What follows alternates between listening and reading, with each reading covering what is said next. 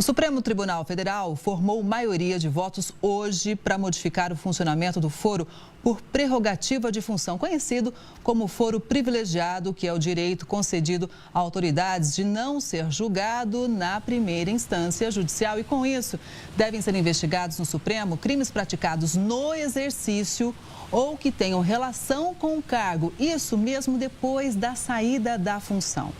Isso valeria para casos de renúncia, não reeleição, cassação, entre outros. A proposta de alteração na regra está em discussão no plenário virtual do Supremo, quando os votos são inseridos no sistema eletrônico. O julgamento voltou a ser suspenso por um pedido de vista do ministro André Mendonça para ter mais prazo para analisar o caso. Quem chega também para analisar a proposta de mudança é o Flávio de Leão Bastos, que é professor de Direito Constitucional da Universidade Mackenzie. Doutor, primeiro, para todo mundo entender, o que aconteceu há 6 anos para ser reavaliado agora, hein? Boa tarde. Boa tarde, Kelly. Boa tarde aos telespectadores. O Supremo Tribunal Federal volta a avaliar esta questão, que não é um debate novo, na verdade, no direito constitucional brasileiro e na política, até em razão de muitos casos que nós temos visto, né? Recentemente, o caso que chama a atenção é exatamente do deputado Brazão, que teve mantida a sua prisão recentemente. Ora, por quê? Porque Brazão, quando se confirmar que Brazão teria sido um dos mandantes do assassinato de Marielle, seu motorista, à época ele era vereador, não era deputado federal. Então, esse tipo de situação, dentre outras que acontecem, levaram o Supremo Tribunal Federal a ser provocado para que se manifestasse sobre a ampliação, como você bem lembrou agora, desse foro por prerrogativas de função, que se conhece popularmente como foro privilegiado. Então, é uma questão que envolve também um momento de tensão entre o Supremo Tribunal Federal e o Congresso Nacional, que vem aí se digladiando de certa maneira. Pois é. O senhor acredita, então, que em breve a gente pode ver o Congresso também criando alguma ferramenta para limitar essa atuação do Supremo? Eu creio que sim. A partir do momento em que este caso, que já formou maioria, né? Portanto, a vitória desta tese, ampliação do foro, ela já é certa. Ainda não sabemos se por unanimidade, mas a partir daí o Congresso Nacional deverá, por meio de projeto de lei e do debate entre os seus pares, aprovar uma lei restringindo esse foro. Ou seja, em parte, historicamente, uma ação corporativa, né? Mas também reação ao Supremo Tribunal Federal, como eu acabei de falar, o Poder Legislativo reagindo ao Poder Judiciário. Mas sim, deverá ocorrer.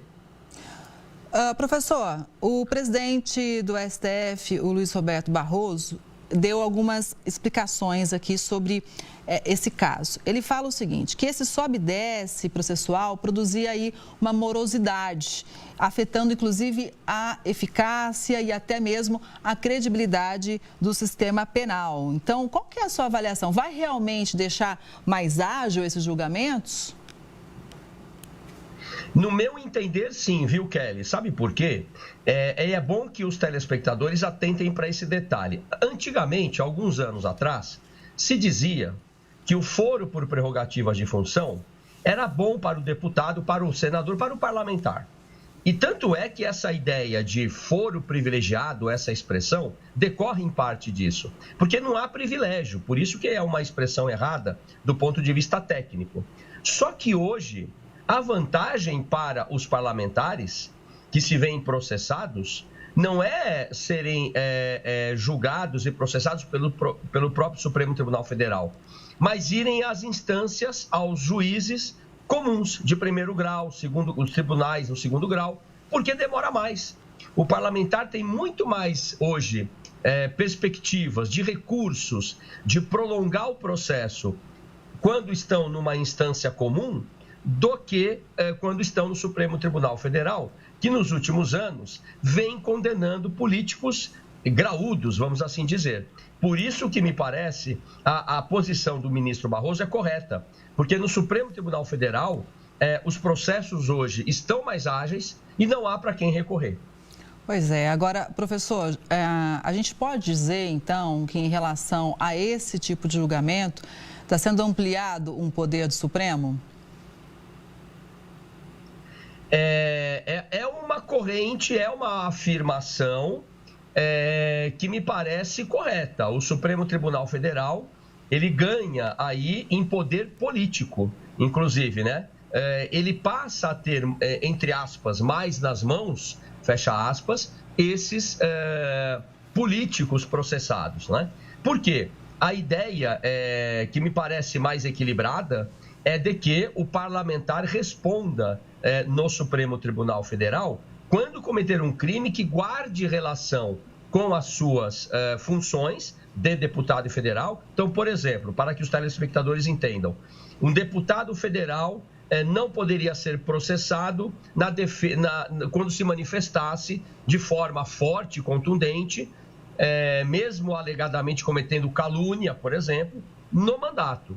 Mas um deputado que, fora do Congresso Nacional, por exemplo, apenas hipóteses, bebesse muito e atropelasse e matasse alguém, não tem relação com o seu mandato, esse crime, ele responderia não perante o Supremo Tribunal Federal. Só que agora não. O Supremo amplia esse rol de casos que poderão estar sobre a sua competência para julgar. E isso, de fato, é o outro lado da moeda, né, nessa questão que o ministro Barroso coloca uma defesa, mas nós temos esse outro lado da moeda também. Professor, para a gente puxar aí pelo fio da história, que eu acho que é bacana para a gente analisar aqui todo mundo junto. Houve um momento que os políticos preferiam ser analisados pelo Supremo e agora, ao que parece, eles estão querendo voltar lá para a primeira instância, é isso? Exatamente. E por que será dessa mudança?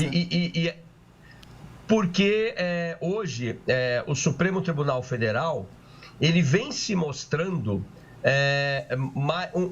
um ambiente judiciário mais arriscado para os políticos, não é? Vamos lembrar aqui, e aí, Kelly, você falou bem, né? Vamos lembrar do caso Renan Calheiros, do caso do presidente da Câmara dos Deputados, que iniciou o processo contra a Dilma, né? E que foi preso também. E nós temos vários casos que demonstram que o Supremo Tribunal Federal é hoje uma instância mais, eu não vou dizer hostil, mas mais dura com casos que envolvem parlamentares. Ao passo que instâncias inferiores, a Justiça Comum, ao meu ver, seguem rotas muito mais demoradas, né? Se pensarmos os recursos de que dispõem as partes, do que o Supremo Tribunal Federal. Então, quando um deputado é julgado por um juiz comum e condenado, ele pode recorrer ao Tribunal de Justiça ou ao Tribunal Regional Federal. Depois temos recursos ao Superior Tribunal de Justiça. Aí temos o recurso ao Supremo Tribunal Federal, a depender do caso, claro. Então, nós temos, efetivamente, mais possibilidades de recursos e postergar uma condenação nas instâncias comuns do que no próprio Supremo Tribunal Federal. Professor, nossa Constituição é de 1988, né? Nossa democracia, a gente pode dizer, se comparada com outros países, é uma democracia jovem, né? Tudo isso faz parte do nosso amadurecimento democrático, todo esse processo. Qual que é a sua análise, professor? Sem dúvida nenhuma, Kelly, essa pergunta é muito importante. Não se pode dizer sobre qualquer país que existe uma democracia ideal. Todos os países, a cada dia, estabelecem novos passos rumo ao amadurecimento da democracia ou até retroagem nos seus regimes democráticos, né?